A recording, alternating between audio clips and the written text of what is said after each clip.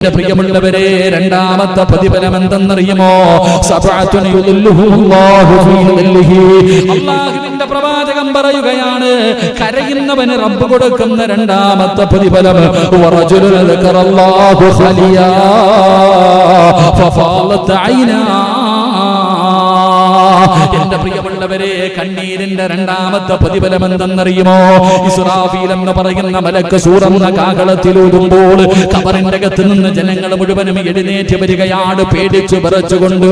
പല പല കോലങ്ങളിൽ, പല പല രൂപങ്ങളിൽ ഖബറിന്റെ അകത്ത് നിന്ന് എഴുന്നേറ്റ് വരുമ്പോൾ മലക്കുകൾ മുഴുവനും അവിടെ നിന്ന് നയിക്കുകയാണ്. ആട്ടിൻകൂട്ടങ്ങളെ നയിക്കുന്നത് പോലെ അല്ലാഹുവിന്റെ മലക്കുകൾ മുഴുവനും, ഏഴാകാശത്തിലുള്ള മലക്കുകൾ മുഴുവനും ഇറങ്ങി വന്ന് എല്ലാവരെയും പടച്ച റബ്ബിന്റെ പരലോകത്തെ ചെമ്പിന്റെ തറയിൽ കൊണ്ട് നിർത്തുകയാണ്. അല്ലാഹുവിന്റെ കോടതിയില് ചെമ്പിന്റെ തറയില് തലയുടെ മുകളിൽ ഒരു ചാണ് മുകളിൽ സൂര്യൻ ഉദിച്ചു നിൽക്കുകയാ. ഒരു ചാണ് മുകളില്. പടച്ചവനെ, എന്തൊരു ചൂടാണ്!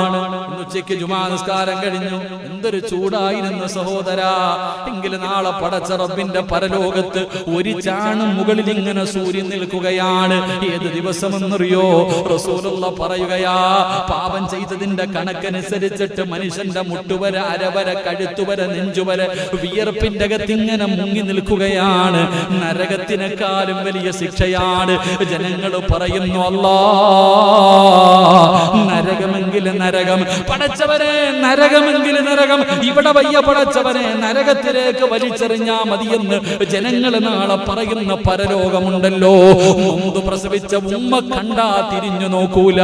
ഏറ്റവും കൂടുതൽ സ്നേഹം ഉമ്മയ്ക്കാണല്ലോ. കണ്ട പരിചയമില്ല സഹോദരാ. സിറാജിന്റെ ഉമ്മ നാളെ എന്റെ മുന്നിലൂടെ നടന്നു പോയാൽ ഇവൻ എന്റെ മോനാണെന്ന് പറഞ്ഞ് തിരിഞ്ഞു നോക്കൂല. നമുക്ക് വേണ്ടി ജീവിച്ച നമ്മുടെ വാപ്പ കണ്ട പരിചയം പോലും കാണിക്കില്ല. സ്വന്തം കൂടെ കിടന്ന നമ്മുടെ പ്രിയപ്പെട്ട ഭാര്യയുണ്ടല്ലോ, നമ്മുടെ രക്തത്തിൽ പിറന്ന നമ്മുടെ മക്കളുണ്ടല്ലോ, എന്റെ ചങ്കാണെന്ന് പറഞ്ഞ് ഒരു ഉമ്മയുടെ ഗർഭാശയത്തിൽ കിടന്ന കൂടപ്പിറപ്പുണ്ടല്ലോ. യൗമ യഫിറുൽ മർഉ മിൻ അഖീഹി വ ഉമ്മിഹി വ അബീഹി വ സ്വാഹിബതിഹി വ ബനീഹി. അല്ലാഹുവിന്റെ ഖുർആൻ പറഞ്ഞതൊരു മനുഷ്യനും ഇവിടെ തിരിഞ്ഞു നോക്കില്ല. അല്ലാഹുവിന്റെ അർശിന്റെ തണലല്ലാതെ വേറൊരു തണലില്ല.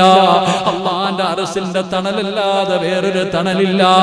എല്ലാരും കരയുകയാണ്.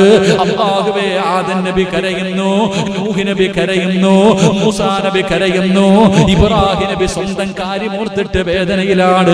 ലോകത്ത് കടന്നു വന്ന 1,24,000 പരം വരുന്ന പ്രവാചകന്മാര്, അംബിയാ, മുർസലീങ്ങൾ ഉണ്ടല്ലോ, എല്ലാവരും അവരവരുടെ കാര്യമോർത്തിട്ട് കരയുകയാ.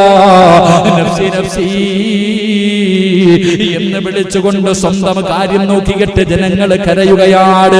എല്ലാരും ശപിക്കുകയാണ്. യാ വൈലതാ, യാ ഹസ്റതാ എന്ന് ജനങ്ങളെ നിലവിളിക്കുന്ന ദിവസമുണ്ടല്ലോ. ഇന്ന് പെണ്ണുങ്ങൾ പറയും പ്രസവത്തിന് മരണവേദനയാണെന്ന്. എങ്കിൽ റസൂലുള്ളാഹി പറയുകയാ, അന്നത്തെ ദിവസമെങ്ങാനും ഒരു ഗർഭിണിയുണ്ടെങ്കിൽ, അന്നത്തെ ദിവസമെങ്ങാനും പെണ്ണുങ്ങൾ പറയും പ്രസവത്തിന് വലിയ വേദനയാണ്. വേദന ഉണ്ടായിരിക്കും. അല്ലാഹു അഅലം. അല്ലാഹു അവർക്ക് പ്രതിഫലം കൊടുത്ത് അനുഗ്രഹിക്കുമാറാകട്ടെ. എന്റെ പ്രിയപ്പെട്ട സഹോദരങ്ങളെ, നാളെ പരലോകത്തൊരു ഗർഭിണി ഉണ്ടെങ്കിൽ ഓള് പ്രസവിച്ച അറിയില്ല. മരണത്തിന്റെ വേദനയാ പ്രസവ വേദന എന്ന് പറയുന്ന പെണ്ണുങ്ങൾ റസൂലുള്ളാഹി സ്വല്ലല്ലാഹി അലൈഹി വസല്ലമ തങ്ങൾ പറഞ്ഞു, ആയിഷ, അന്നത്തെ ദിവസം ഒരു പെണ്ണ് പ്രസവിച്ച അവൾ അറിയത്തില്ല. അത്രയ്ക്കും കഠിനമായ ദിവസം. കൊച്ചു കുട്ടികളുടെ മുടി പേടിച്ചിട്ട് നരച്ചു പോകും. പാല് കൊടുത്തുകൊണ്ടിരിക്കുന്ന ചോര കുഞ്ഞിനെ വലിച്ചെറിയും. അള്ളാന്റെ അദാബുകൾ കൊണ്ട് നിറച്ച നരകം കാണുമ്പോ ഓരോ മനുഷ്യനും പറയും, അല്ലാ, എന്റെ വാപ്പാടെ ഉമ്മാടെയും നന്മയെടുത്ത് എനിക്കിതാ, എന്നിട്ട് എന്റെ പാപ അവരുടെ തലയിൽ കെട്ടി വെച്ചിട്ട് അവരെ നരകത്തിയിട്ട് എനിക്ക് സ്വർഗം താ. തികയുന്നില്ലേ? എന്റെ കൂടപ്പുറപ്പിന്റെ എടുത്തോ, എന്റെ മക്കളുടെ എടുത്തോ, എന്റെ ഭാര്യയുടെ എടുത്തോ, എന്റെ നാട്ടുകാരല്ല, ഈ നിൽക്കണ ഈ പരലോകത്ത് നിൽക്കുന്ന സർവ്വ ആൾക്കാരുടെയും നന്മയെടുത്ത് എനിക്കിതാ. എന്റെ പാപമൊത്തി ഇവന്മാരെ തലയിൽ കെട്ടി വെച്ചിട്ട് ഇവരെ അങ്ങോട്ട് എറി, എന്നെ നീ സ്വർഗത്തിൽ വിട്.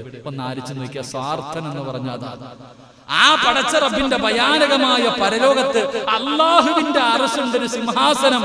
അതിന്റെ താഴെ മാത്രമേ വെയിൽ കൊള്ളാതെ നിൽക്കാൻ പറ്റൂ. അവിടെ മാത്രമേ ഒരു തണലുള്ളൂ. ആ തണലല്ലാതെ വേറൊരു തണലില്ലാത്ത ദിവസം അള്ളാഹുവിനെ ഭയന്നുകൊണ്ട് കരഞ്ഞ മനുഷ്യനെ അള്ളാഹു അർശിന്റെ ചുവട്ടിൽ സ്ഥാനം കൊടുക്കുമെന്ന് ആദരവായ പ്രവാചകൻ നബി മുഹമ്മദ് മുസ്തഫ.